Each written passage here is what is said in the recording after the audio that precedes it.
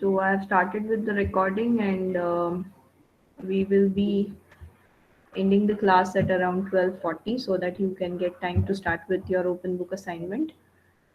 So again, I'm repeating, your open book assignments have to be submitted in your respective Google division Google Classrooms to your respective faculties, and you get 1 hour to complete the assignment. That is from 12:50 to 1:50. You get 10 extra minutes for uploading. Anybody who is going to upload the assignment after 2 p.m., your marks will be reduced accordingly.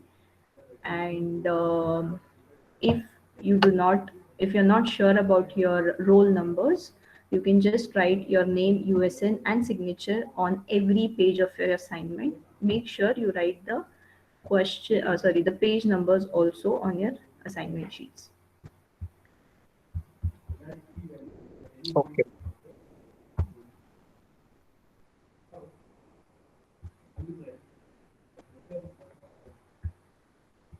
So today we'll start with unit 2 of your syllabus. So this is the content of the syllabus.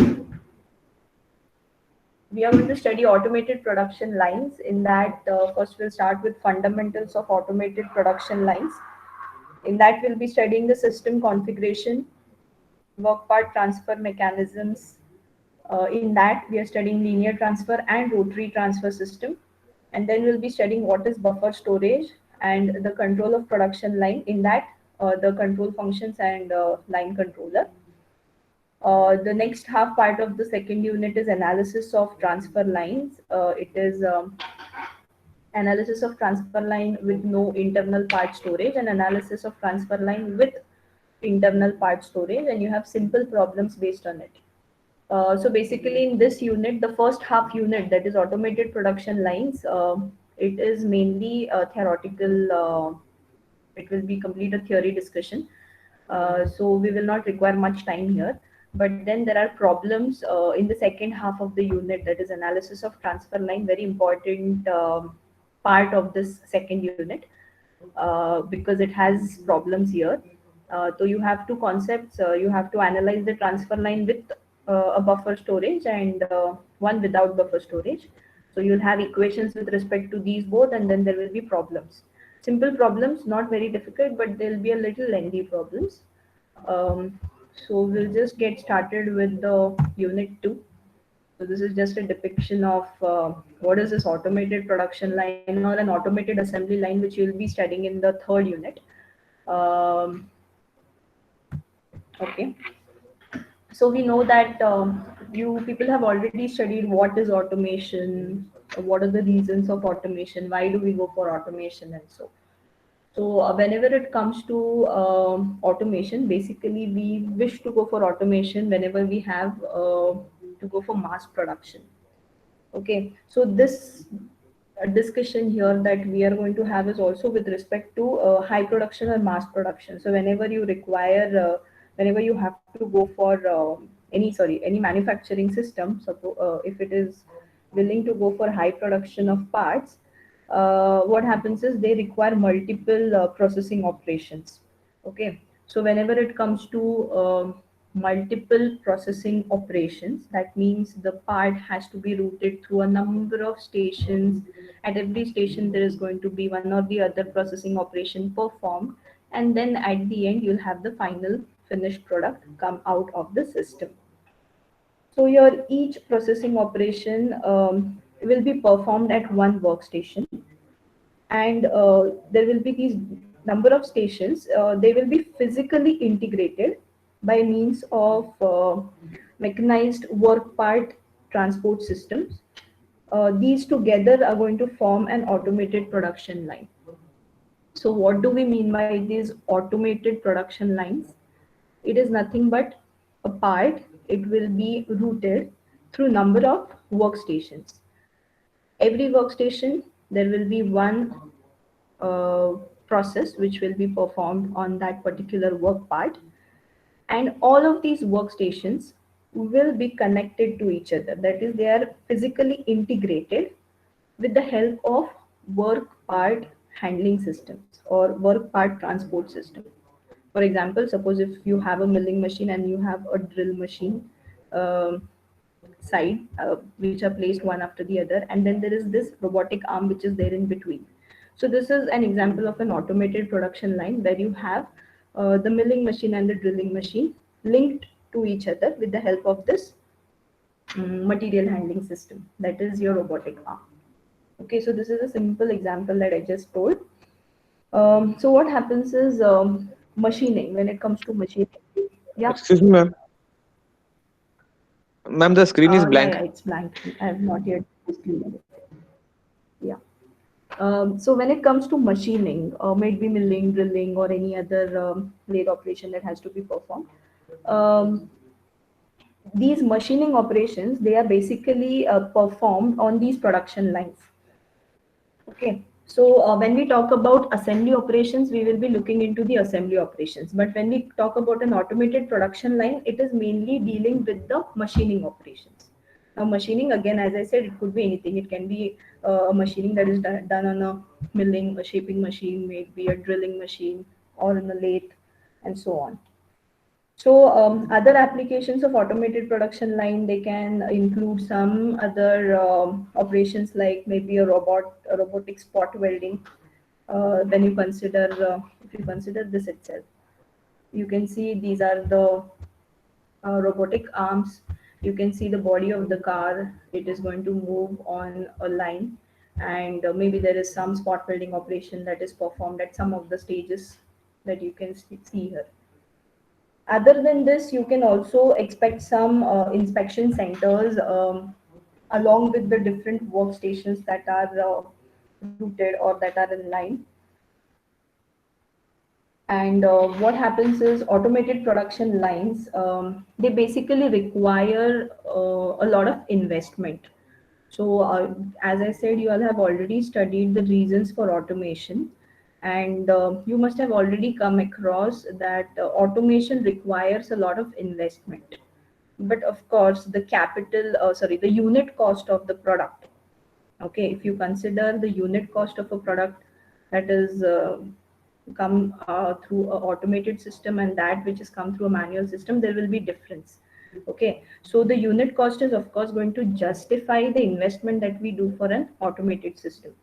So this automated production line, it requires a significant capital investment, and this basically is going to be an example of fixed automation.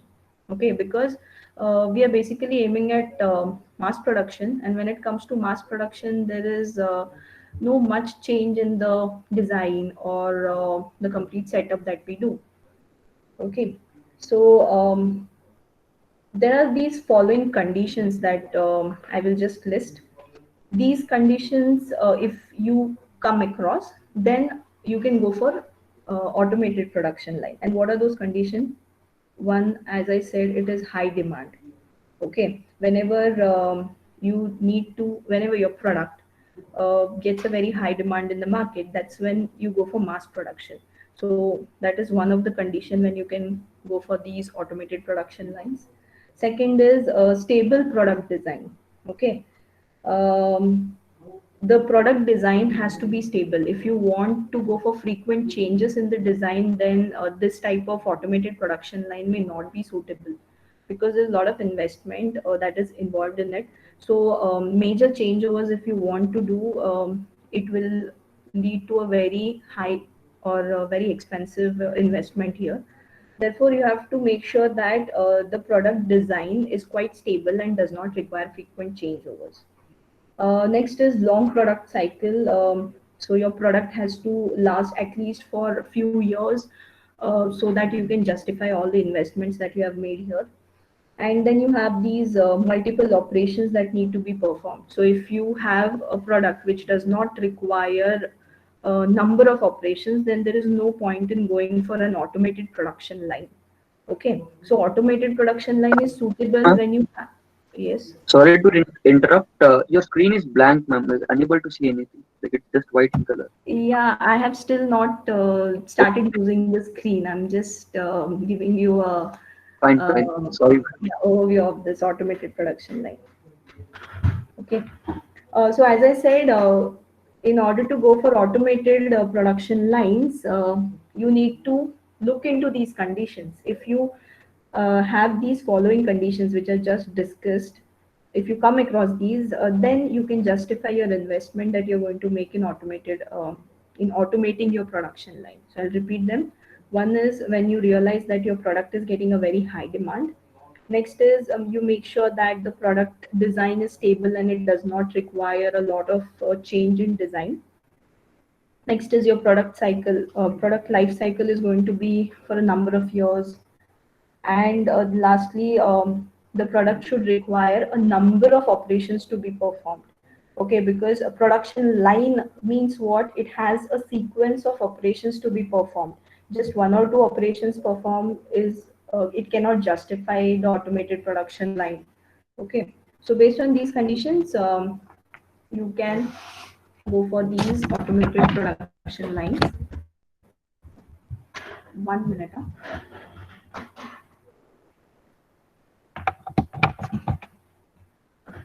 Okay. So when all these applications, when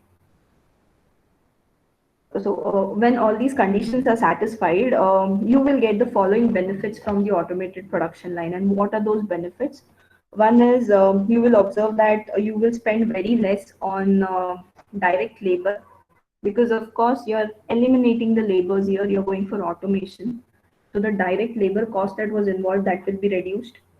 The production cost will become less. As I said, the unit cost of a product will become less, and you can justify the investment that you have made. You will have high production rate because things are automated, so the time that is required for the work part to be completely processed and comes out, the time required is going to be less. So it basically results in a very high production rate. There will be minimum work in progress, and also the manufacturing lead time will be less. And also there will be less use of factory floor space, because once the line is set up, there is no more space that will be required. The part will be just routed through all those stations which have already occupied the space on the floor. You need not again have some extra space required for the complete production operations. So this is about automated production lines, and we will now just see what are the fundamentals of automated production lines. This is a very simple basic definition of an automated production line.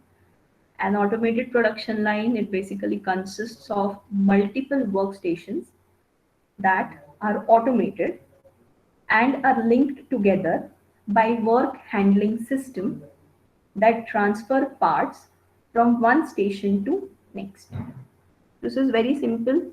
Automated production line. So all the workstations are going to be automated, and they will be integrated, or they are linked together with the help of these work handling systems.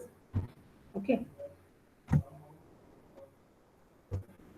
So a raw work part, it enters one end of the line, and the processing steps are performed sequentially as the part processes forward. So the raw part can either enter from left to right, right to left, okay, any side, however you're going to route your workstations.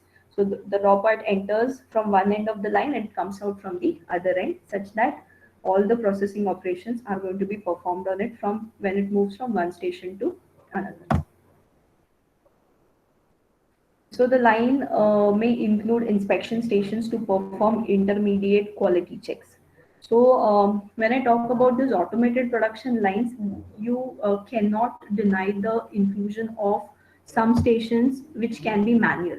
What happens at times, maybe there are some operations, if you try to automate them, they become very expensive. So in that case, even if you're including one or two manual stations or one or two inspection stations in between is also acceptable. So this automated production line can have manual stations and also can have these inspection stations in between the different automated workstations. So depending on the work part geometry, a transfer line may utilize pallet fixtures for part handling. So work part transfer systems are different and work part handling systems are different. So I hope you all know the difference between these two.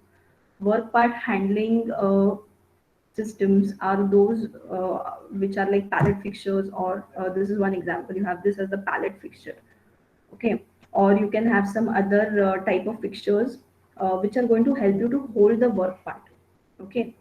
And then there are these work part transfer systems, like you have a robotic arm which will take the part from one station and it will go to the place it on the next station. So this is a pallet fixture that you can see.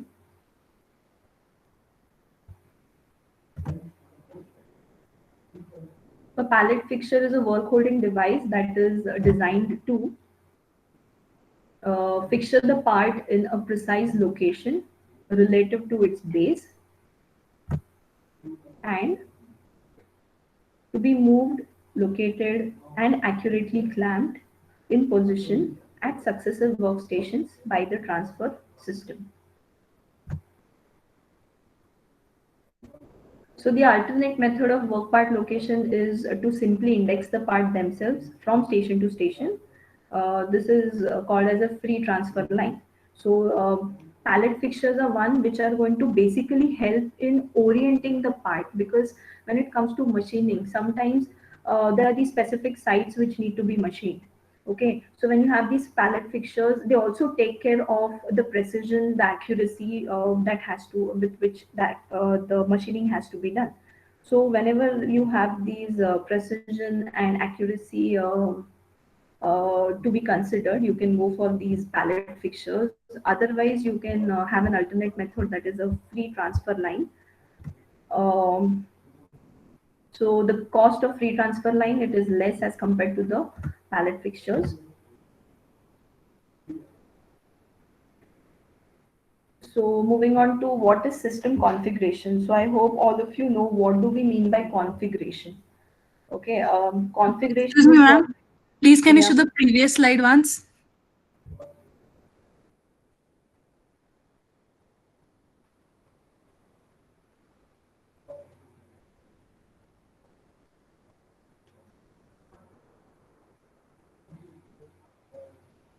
Okay, ma'am. Thank you. Yeah. One of you can please remind me about the time. Okay, at 12:40 we'll stop. So just keep monitoring the time as well. Okay, moving on to what is system configuration. So basically, as I was asking you all, what is configuration? So you all must have heard this word configuration even before this. In simple words, configuration is nothing but the different ways in which the elements of a system can be arranged. Okay. So likewise, you must have come across robotic configurations that we have, the robot configurations, the different ways in which all the elements of a robot can be arranged so as to achieve some or the other different type of application. So in automated production lines, the workflow can actually take several different forms. And we can classify these system configuration into the following: inline, segmented inline, and rotary configuration. So these are the three major system configurations that we are going to study. And this can be one of the important questions.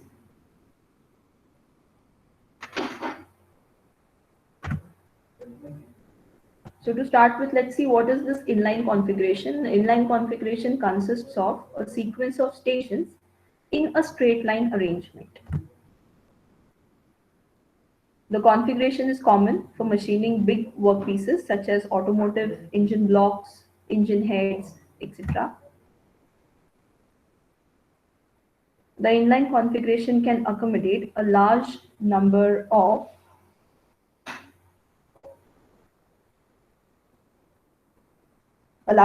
stations,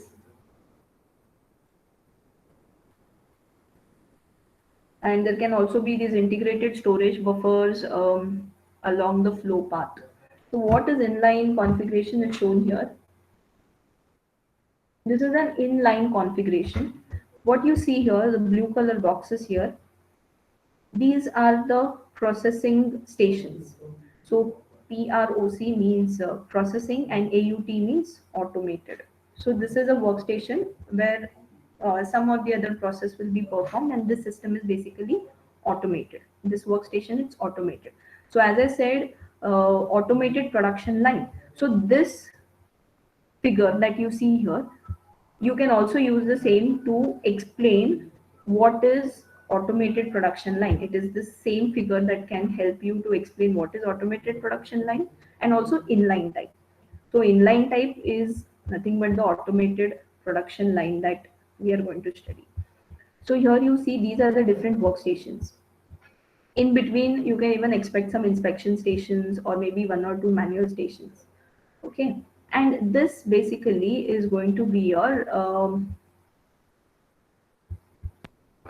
this is the path on which you have the work handling, sorry, the work part transport taking place.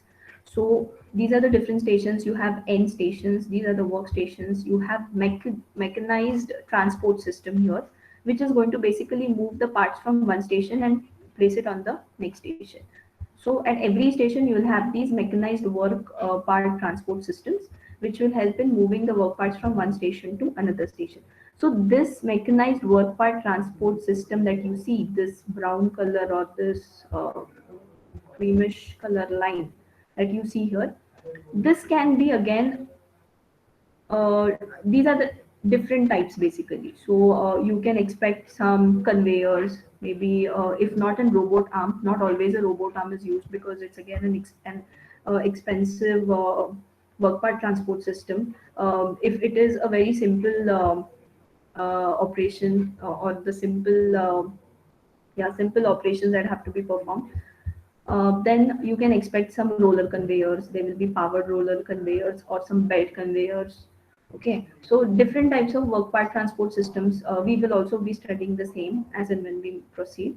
So you have the part, which is the base part, kind of a raw material, which enters, and at every station on this work part transport system, it will be moving.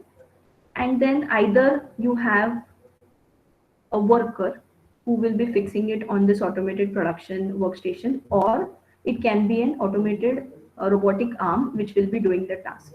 So this cannot be totally automated. You can expect some manual interference in this automated production line. So this is also the representation of inline automated production or inline system configuration. So next is the segmented inline configuration, which consists of two or more straight line transfer sections where the segments are usually perpendicular to each other. So it is nothing but inline configuration itself. But then due to some constraints, sometimes maybe the floor space is not sufficient enough for the complete straight line to be accommodated. So you can go for these different types. You can either go for L type, or you can have this U type segmented configuration. Here you can see this is L type. You have all the processing workstations here, and then you have the automated transport system, work transport system. But it is going in an L shape. And when do we go for such types? Maybe L shape, U shaped, and another one we have that is a rectangular type one. So you go for these whenever you cannot accommodate all the stations in a line. So one of the constraints could be your floor space. Okay. Um, and also suppose if you want to reorient the part. So for example, if you consider this rectangular type, okay, maybe there is this one work part, it gets processed on one side. If you want the same parts to be again passed through these different workstations so that the other side is also machined, it can be done swiftly when it comes to these rectangular type of configurations. So these different types of configurations will have their own advantages. Under different conditions, you can have these different types of configurations used.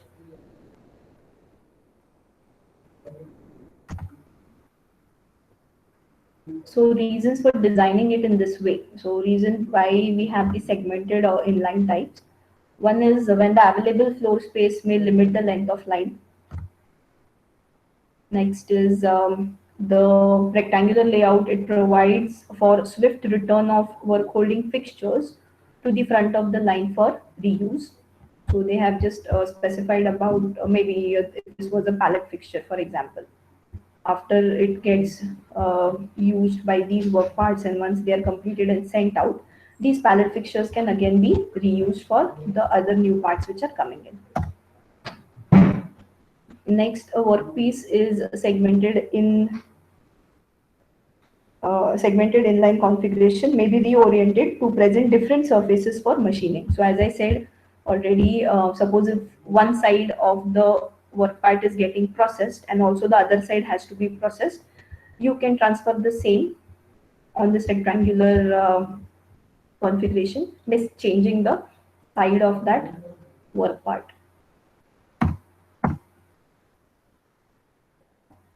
The third configuration, it is the rotary configuration.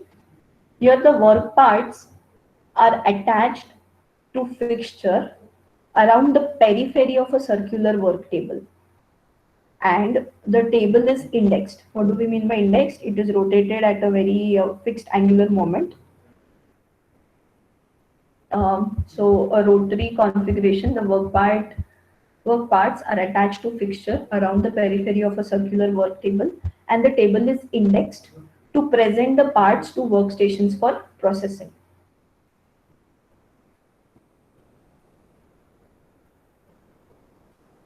These rotary indexing systems are commonly limited to smaller work parts and few workstations, and they cannot readily accommodate a buffer storage capacity, requires less floor space and less cost. So this is a rotary configuration that you can see here.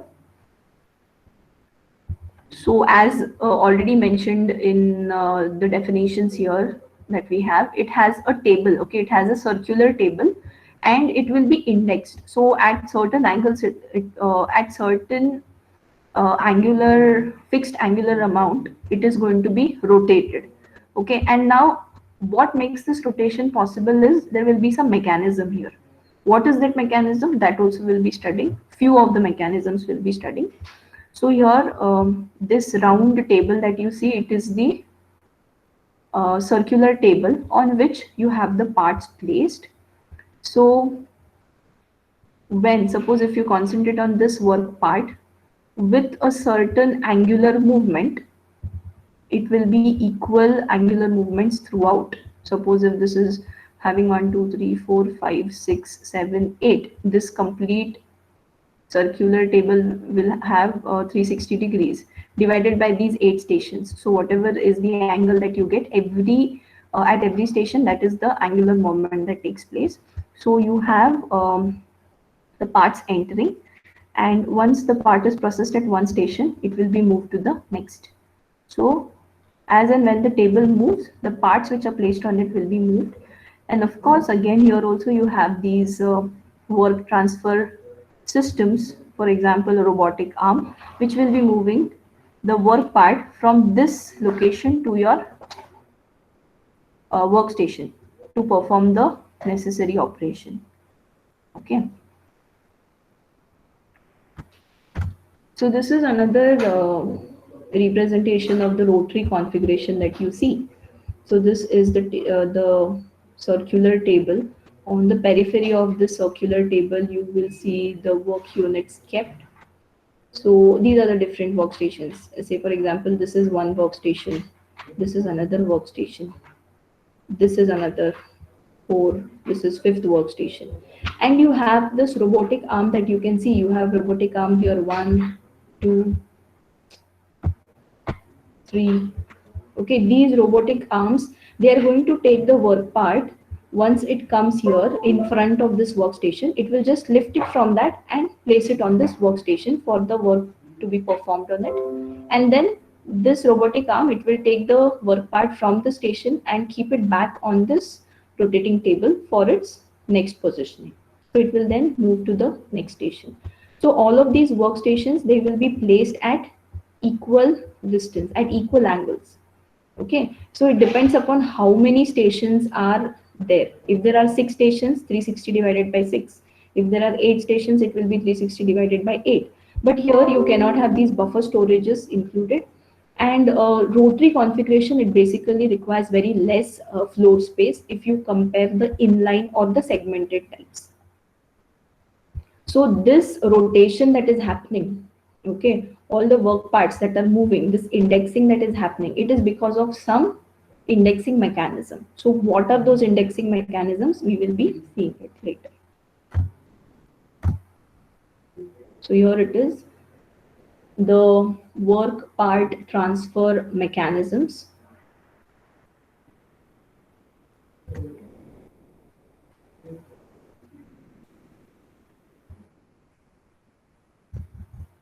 Okay, the work part transfer system, it moves the parts between stations on the production line.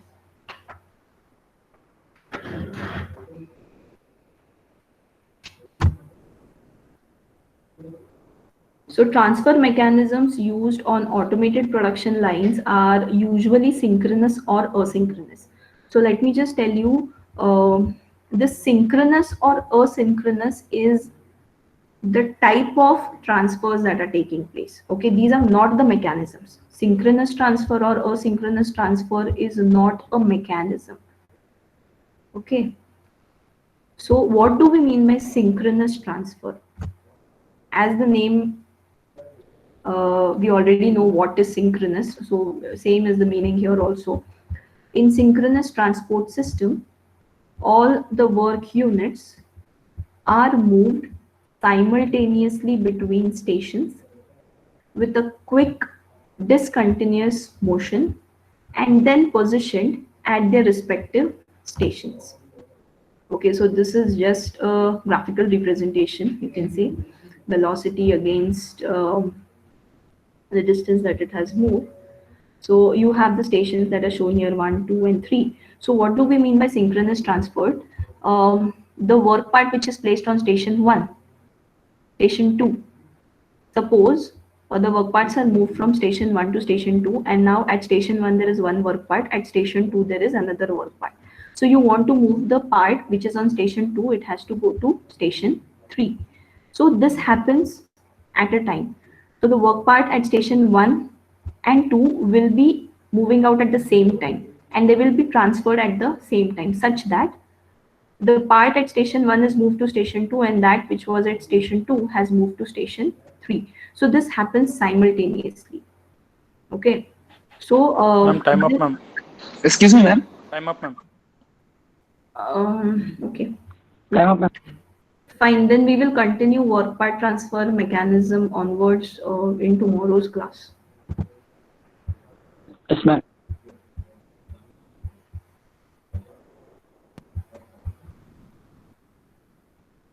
So at least some things were followed in today's class. Yes, ma'am. Okay. So make sure that you submit your assignment in time. Yes, ma'am. Okay, ma'am.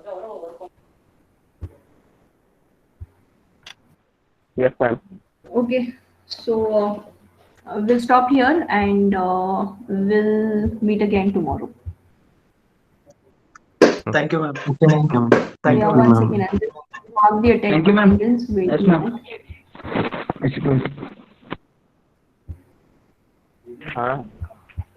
If questions Okay. where it will be You're different. Yes, Ma'am, question open book where it will I can't hear you. open.